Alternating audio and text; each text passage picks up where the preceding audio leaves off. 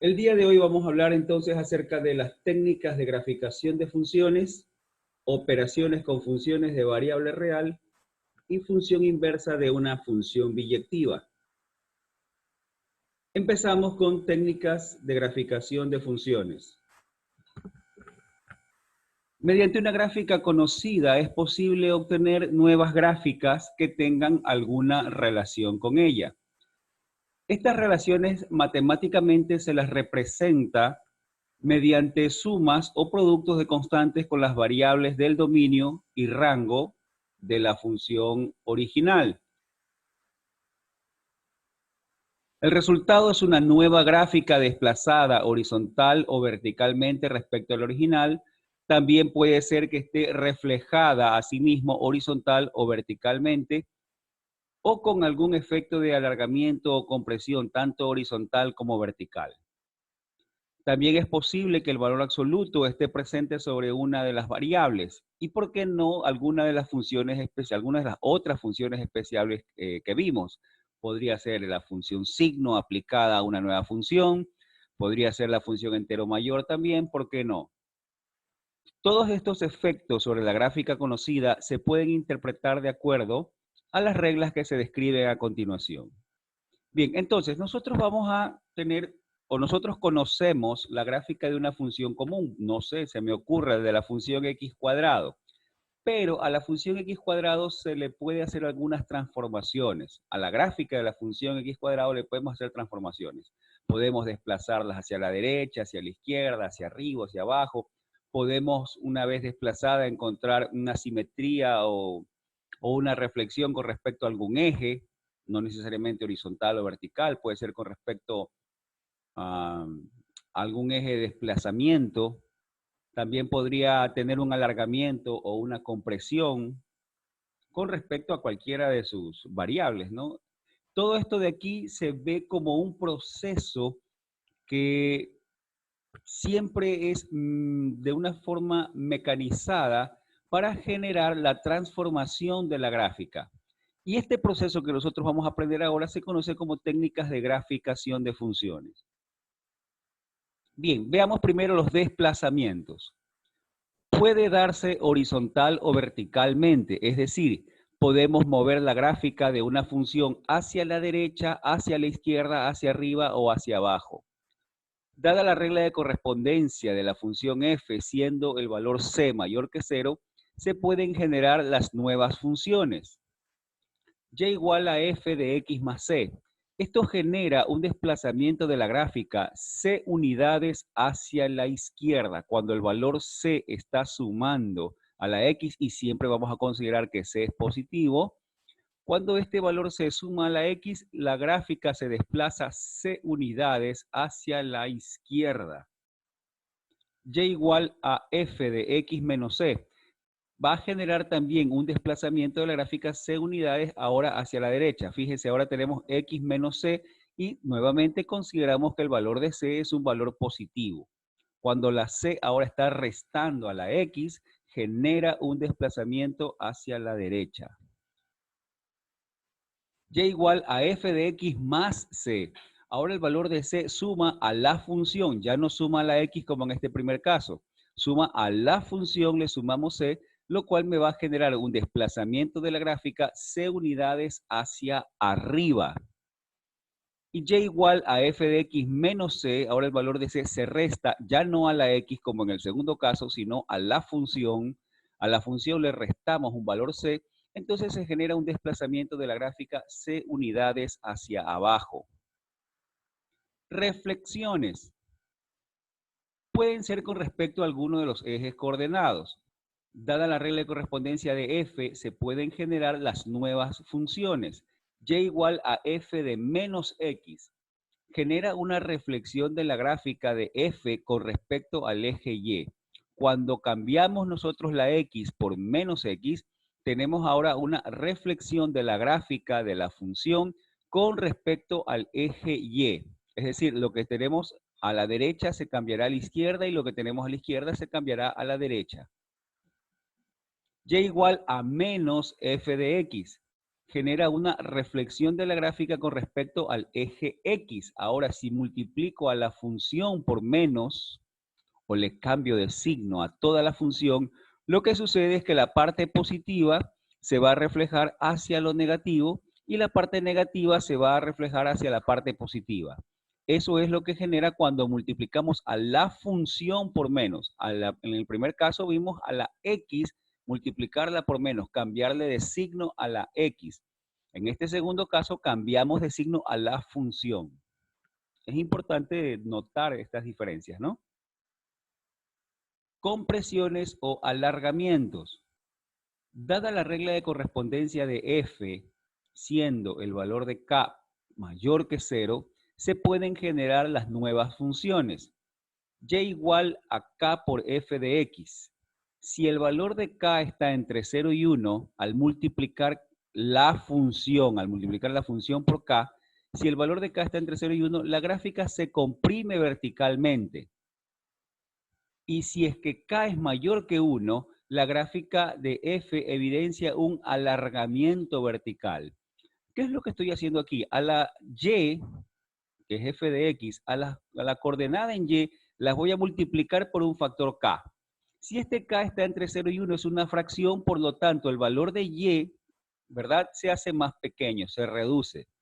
Mientras que si el factor k es mayor que 1, ahora la coordenada en y aumenta. Esta es la razón por la cual al multiplicar pues tenemos un alargamiento o una compresión dependiendo del valor del factor que se multiplica por la función f de x. Y igual f de k por x. La gráfica de x presenta compresión horizontal si k es mayor que 1 y alargamiento en sentido horizontal si k está entre 0 y 1. Si yo multiplico ahora a la x, ya no a la función, que la función es y, ya no multiplico y, sino a la x. Si multiplico a la x por este valor k, si este valor k es mayor que 1, la función se comprime horizontalmente. Y si es que este valor de k ahora está entre 0 y 1, entonces la función tiene una expansión, tiene un alargamiento en el sentido horizontal. Valores absolutos. Dada la regla de correspondencia de f, se pueden generar las nuevas funciones. F de valor absoluto de x. Esto va a generar una reflexión de la gráfica de f cuando x es mayor que 0 con respecto al eje y. Eso quiere decir que la parte que está a la derecha de x igual a 0, esa parte es la que se va a reflejar. Ojo, aquí solamente estamos considerando valor absoluto de x, ¿no? No estamos considerando valor absoluto de x más algún valor c o menos un valor c. F de menos valor absoluto de x, pues es una reflexión de la gráfica de f cuando x es menor que 0 con respecto al eje y. En este caso lo que vamos a hacer es que la función se va a reflejar con respecto al eje y vamos a reflejar la parte de la x menor que 0. En la parte de la izquierda se va a reflejar a la derecha. En el primer caso, cuando queríamos valor absoluto, la parte de la derecha se reflejaba hacia la izquierda. Valor absoluto de f de x genera una reflexión de la gráfica de f cuando y es menor que 0 con respecto al eje x. Eso quiere decir que en este caso, al aplicarle el valor absoluto a la función, lo que tenemos en la parte negativa, ¿verdad? Supongamos que aquí tenemos un eje, la parte que está negativa se va a reflejar hacia la parte positiva. Genera una reflexión con respecto al eje x.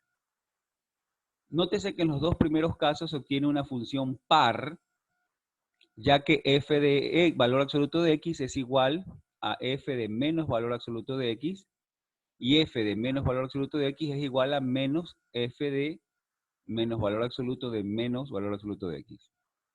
Perdón, f de menos valor absoluto de x es igual a f de menos valor absoluto de menos x. ¿De acuerdo? Como se cumple esta condición de paridad, la función que se genera es una función par. Ahora, es posible que el desplazamiento al aplicar valor absoluto no necesariamente sea sobre x, no puede ser, como les decía, que se aplique sobre x más c o x menos c. Entonces la reflexión ya no será sobre x0, sino sobre el valor menos c o el valor más c. La reflexión será sobre esos valores, ¿no? Lo veremos luego cuando hagamos los ejercicios de práctica.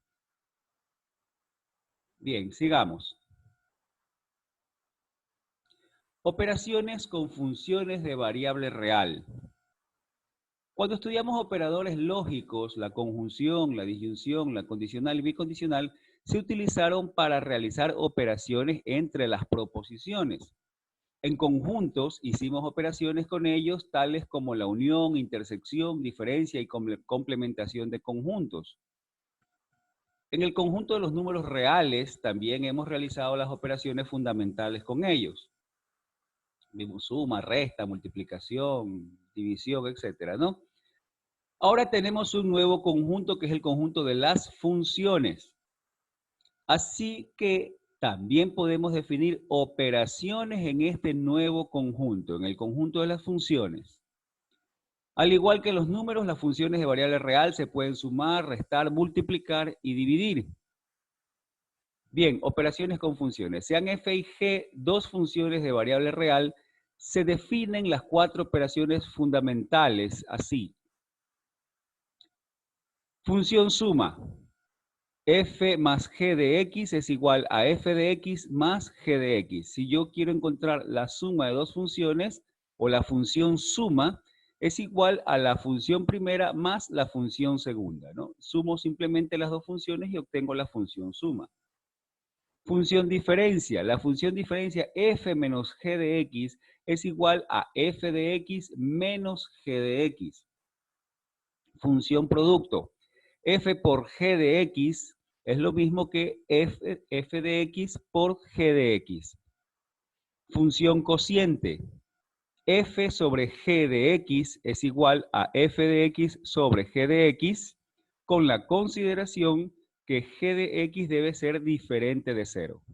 Recordemos que dentro del campo real no existe la división para 0, no está definida, ¿no? Y por lo tanto, una condición para hacer el cociente es que su denominador, en este caso la función g de x, deba ser diferente de 0.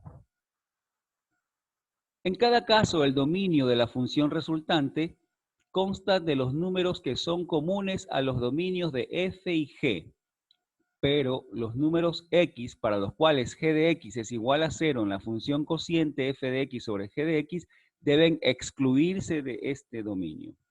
Es decir, que si yo voy a sumar o operar, en general, a operar un par de funciones, dos funciones f y g, el dominio que va a tener la función suma o diferencia o producto o cociente, ese dominio va a ser igual a la intersección entre los dominios de las funciones que intervienen.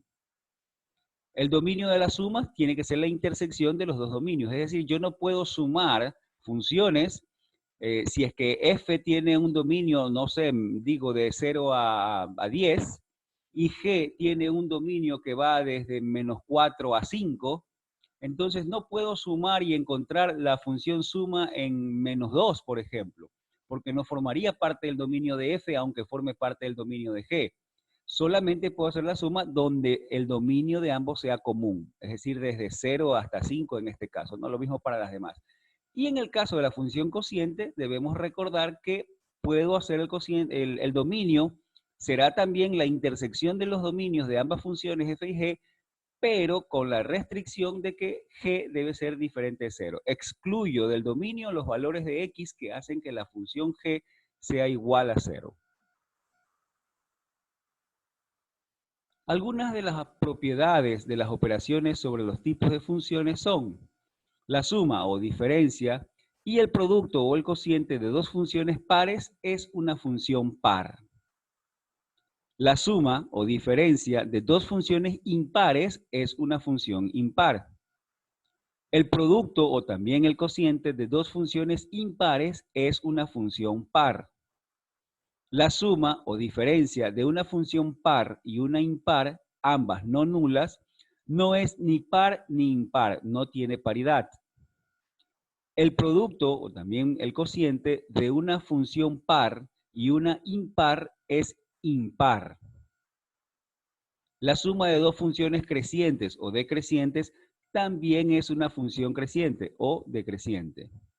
Estas propiedades se pueden demostrar aplicando las definiciones dadas para los tipos de funciones, ¿no? En el capítulo de la parte de funciones de la parte donde vimos tipos de funciones, vimos las definiciones para función par, para función impar, para función creciente, decreciente.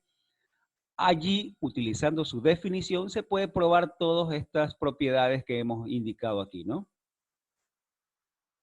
Muy bien. Composición de funciones de variable real. Sean f y g dos funciones de variable real, la función compuesta de g con f, denotada por g compuesta f, este cerito indica compuesta o composición, g compuesta f, se define por g compuesta f de x es igual a g de f de x, tal como lo vimos cuando estuvimos en el campo, en la unidad 2, viendo relaciones y funciones, ¿no? De la misma forma, solo que ahora es aplicada a funciones de variable real, que se lee g compuesta con f. Es decir, g compuesta f, evalúo primero a la función que está más cercana a x, la evaluamos, ¿verdad? Y una vez evaluada, esa función la sustituimos dentro de la función g para encontrar la composición. G compuesta f es lo mismo que g de f de x, ¿no? Para que esta función compuesta exista, es necesario que el rango de la función f esté incluido en el dominio de la función g. Esta condición es una condición necesaria, que el rango de la función f esté incluido en el dominio de la función g. Se puede verificar que el dominio de la composición de g compuesta f es el dominio de la función f. Asimismo, si quisiéramos encontrar la composición f compuesta g sería f de g de x. ¿De acuerdo? Y para este caso, el rango de g debe ser un subconjunto del dominio de f.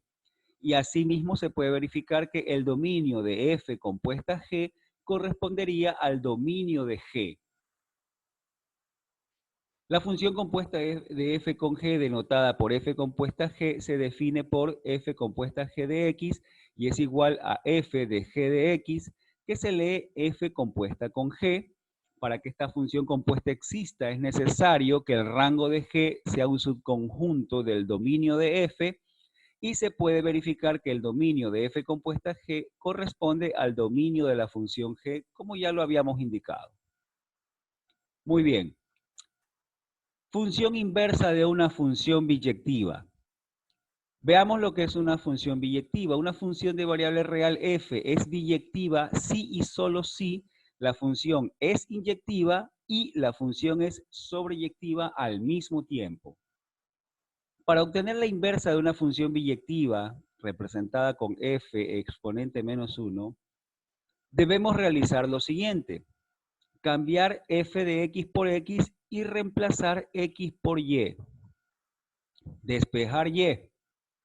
La regla de correspondencia de la función inversa sería la ecuación obtenida con el conjunto de partida de f como el conjunto de llegada de la inversa y el conjunto de llegada de f como el conjunto de partida de la inversa. Cambiamos, ¿no? Es decir, el dominio de f sería el rango de la inversa y el rango de f sería el dominio de la inversa.